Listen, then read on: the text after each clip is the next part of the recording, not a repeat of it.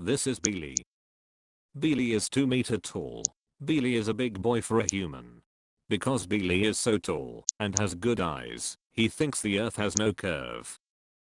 But today, will Billy see how small he truly is. Oh no!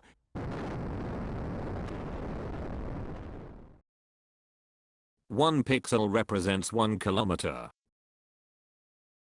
What you see here is supposed to represent Earth. Keep in mind that a human is roughly 2/1000ths of 1 pixel. Welcome to the middle point of my 2D Earth. We are now in the inner core. The pressure here is so high that despite the heat, the metals that make it up are solid. We know it is there, thanks to geologists and their seismographs and the power of earthquakes that make strong enough shockwaves for this purpose that can travel across the insides of the globe multiple times. It works like echolocation for a bat or a boat that wants to find some fish, but with stone and magma instead. Now we are in the outer core. Here is it possible for the hot metals to be liquid. The interaction between the inner core and the outer core is the cause for the conversion of movement energy into electrical energy, which causes the formation of a global magnetic field. And this here is now the Earth mantle, the thick layer of all sorts of molten stones and minerals, the home of all magma. The gigantic convection currents in it are the reason for why the continents are drifting over the surface of the Earth. Every earthquake has its origin in the happenings in this layer. The convection currents are so strong that they can rip countries apart or force mountains out of the ground where countries collide and create islands in the ocean. Now we reach the crust, the thin layer of rock and stone we call our solid ground under our feet, swimming on a sea of magma deep below our feet. The whole surface of this Earth-like sphere is everywhere at sea level.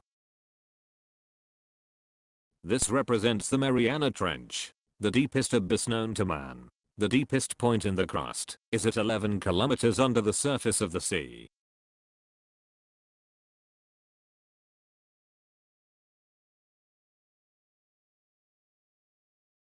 This is supposed to give an impression about how deep the Mponeng gold mine is. The mine is located in Johannesburg in South Africa and is currently the deepest humans have digged into the crust of Earth. Johannesburg has an elevation of 1,7 kilometers above sea level in reality. This here is supposed to represent Mount Everest. Mount Everest is part of the Himalaya and is the highest mountain on Earth and is the highest a human can possibly climb. Many people have found their end in the rough and tricky terrain and the cold weather while trying to reach for the zenith. People that have been there can sometimes close to the top find the frozen bodies of thousands who couldn't make it. The climbing conditions are merciless.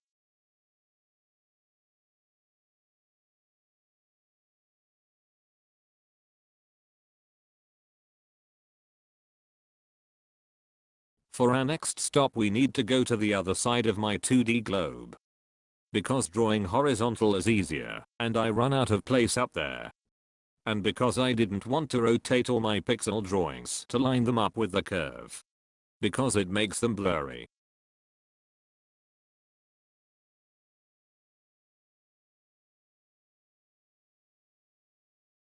This is supposed to represent Volcano Salamis, which erupted in the year 1257. Salamis is considered as a supervolcano. Today the highest point is around 2,5 kilometers high. It is estimated that Salamis once was around 4,2 kilometers high before the explosion ripped off the top. According to geologists and historians, Salamis has erupted 4 times back at the time, and every time has the ash cloud risen into the stratosphere. It is estimated that Salamis reached an value of 7 on the volcanic explosivity index.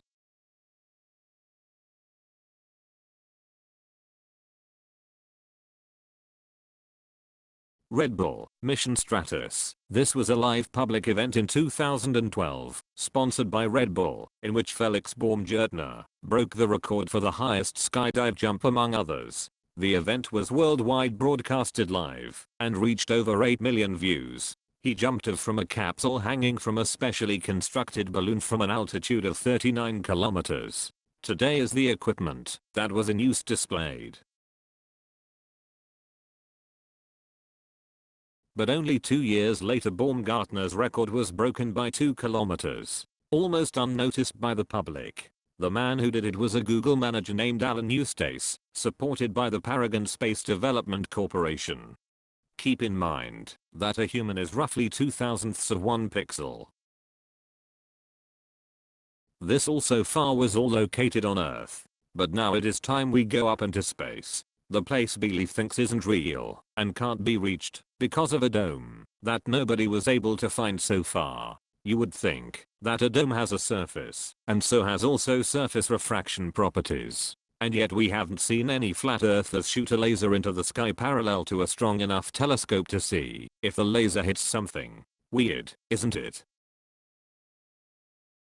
At an altitude of 408 kilometers above sea level we can find the ISS, in which astronauts conduct multiple experiments and record data about space, our sun and our home planet. At 550 kilometers we find AIM, recording data about the atmosphere. And only around 18 kilometers further we find the Space Telescope Hubble. At 705 kilometers we encounter the satellite Calypso. Keep in mind that a human is roughly 0.02 of 1 pixel. At 780 kilometers we can find the Iridium communication satellites, forming an almost holeless network around the globe. At 811,5 kilometers we find the satellites Sentinel-3A and B, which keep an eye on the ocean temperature and the vegetation and the ice of the land.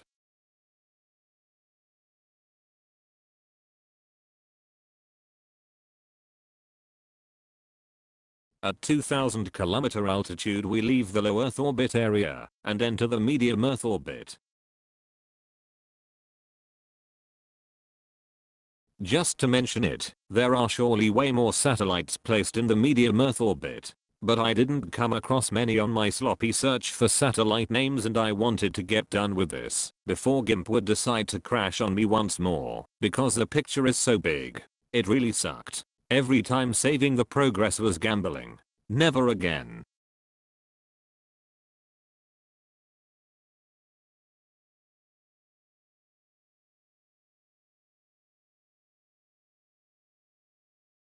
At 20,200 kilometers above Earth we find the American Navstar GPS satellites. Only quote-unquote a little further, we can encounter the Galileo satellites of the European GPS at an altitude of 23,222 kilometers.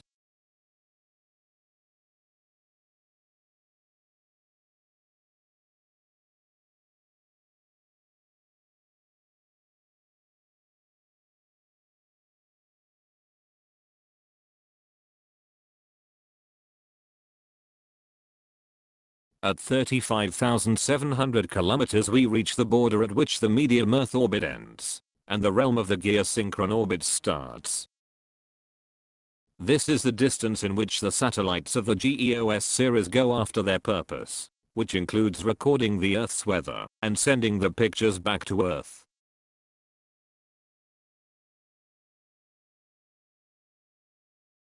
My picture's reach ends at 37,000 pixels or kilometers above the surface of my depiction of Earth. Here, at the edge of my picture, I'm going to mention the Gamma Ray Detector satellite with the name Integral. The satellite is traveling on an elliptical orbit around Earth that leads it up to 153,000 kilometers away from the place we live on. For reference, the moon is around 380,000 kilometers away from Earth.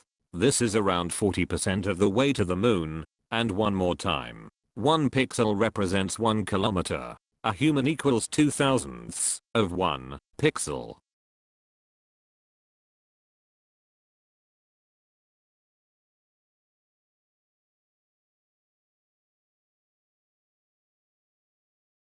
I'm not done yet, Beely. I have also a bit of math to show.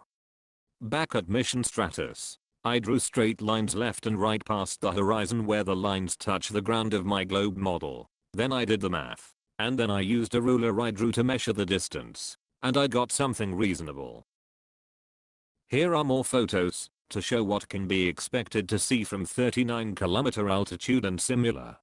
But unfortunately they used a fisheye camera, which led to this beauty on the left side. Seriously, fisheye lenses are cancer for such photos. Why is everyone using them? If they let a balloon up into the sky to make photos of the border to space, I had to use a spherical warp to make that one grid beam straight again. Are there really people out there that think that this is better than that? And then, we all wonder why we can have the pleasure to look upon comments like these. But back to the actual program. Since I seemingly enjoy torturing myself, I did the same thing with GEOS 16. Dragging the copy of the ruler all the way up there was no fun. I also had to extend it, since it ends at 37,000 pixels, and I needed 42,000 pixels at least.